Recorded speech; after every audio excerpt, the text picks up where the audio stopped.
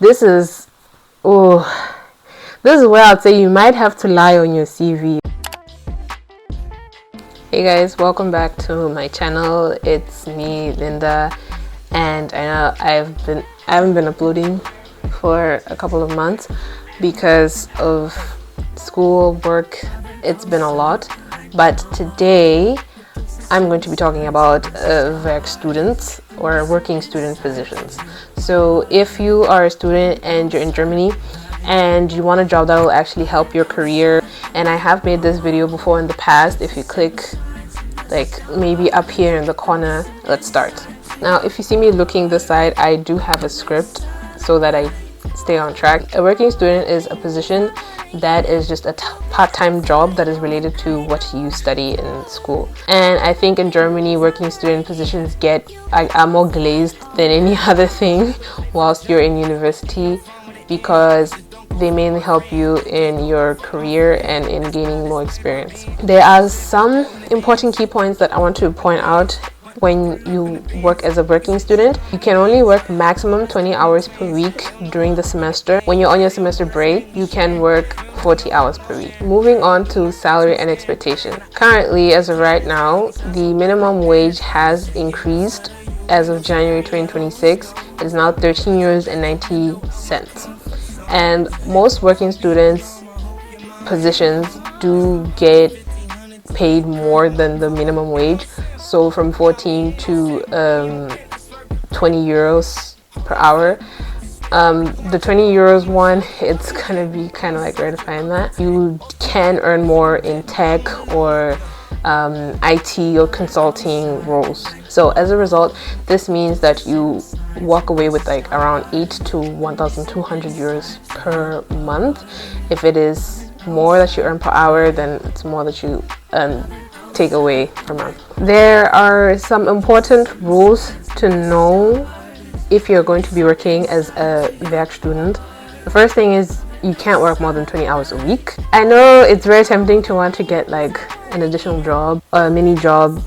Many people do it and many people get away with it, but if you get caught, then that's like, hey, that's a problem. On your green paper that you have gotten when you got your temporary residence permit, it says that you can only work 140 full days or 280 half days. It has increased from a year or two ago, but you're not supposed to go over this limit, where your HR department will let you know, like they'll tell you. Do pay pension contributions. So when you look at your salary slip, it will give you information about where some of your gross income goes to, and some of that is attributed to pension. Having a working student does not automatically mean that you're exempt from making a blocked account.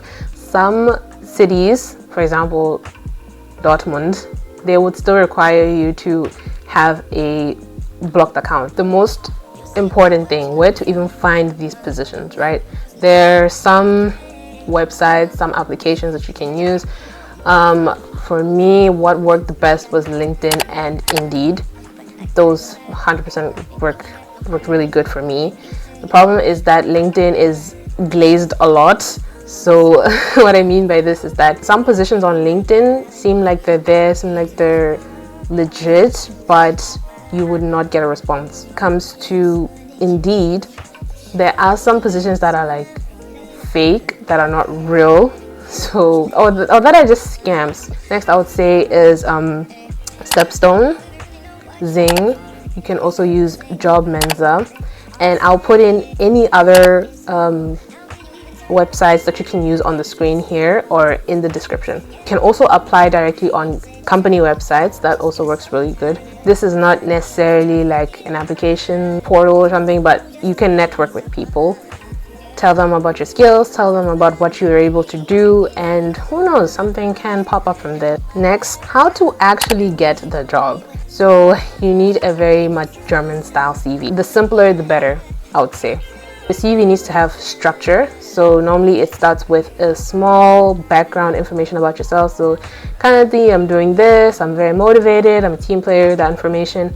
You need your contact information, so your phone number, your address, your full name, and the position that you are working as. Next, you want to put in your education and then put in your experience. So the most recent one should be at the top, of course, and put in any certificates that you have obtained, any projects that you have been involved in or that you have run yourself. Put in the languages that you can speak, and this is optional. You can put in your hobbies. And I would say do not write very long paragraphs, write like sentence. Also focus on the skills, focus on what you delivered in that role. Sometimes you can even help to make it look quantitative, so putting numbers, saying I boosted my department's productivity by 50% by doing this, yada hoo-ha, like stuff like that. So the next thing is to tailor your CV to every job. I know this is the most annoying part, so I'll use Canva for this. Use the job description on the post and apply it to the roles that you have done before. You just have to change a couple of things, put in keywords from the job description onto your CV, and that's it. Apply to jobs very early. Apply literally end of the year, December, beginning of the year, January, February. Apply to jobs. Apply when your semester is like going to the end, so that you have those amount of months to be applying before it starts. How I did it, I started applying in December of 2023. I got the job by April 2024.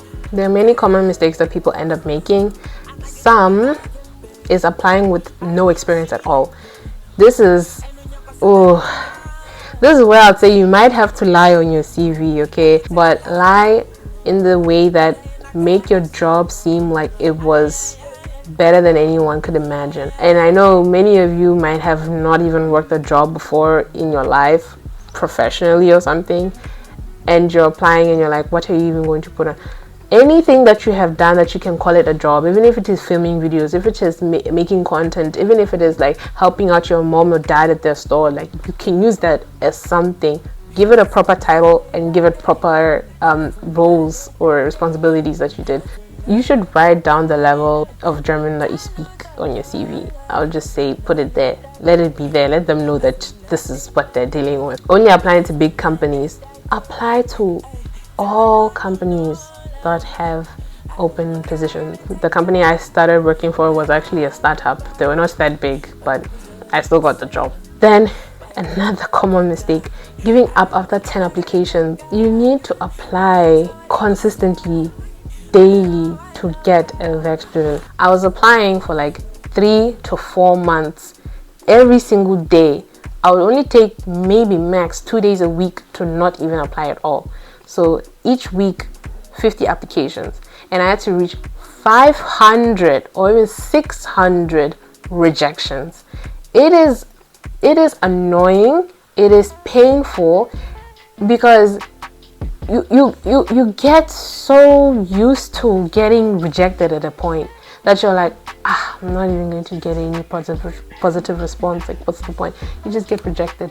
It's something that you just need the motivation to keep on doing it. There's so many benefits when you are a working student, because you gain real work experience that can be used in the future in your full-time job, right? You are more likely to get a full-time job after working as a working student because you have experience over the course of you studying for X amount of years. You build more connections because you work with certain people, you know who they are, you know what they do. You're already building connections by working with them. And there's more stability that comes with being a Werkstudent, because you can actually take days off. If you're sick, you can have vacation days. You can have all those benefits. If you want more information on how I applied, or my exact CV, or what emails I sent, leave that as a comment down below, and I could make another video shorter than this one explaining it. If you like more videos like these, subscribe to the channel, and thank you. I'll see you in the next one. Bye.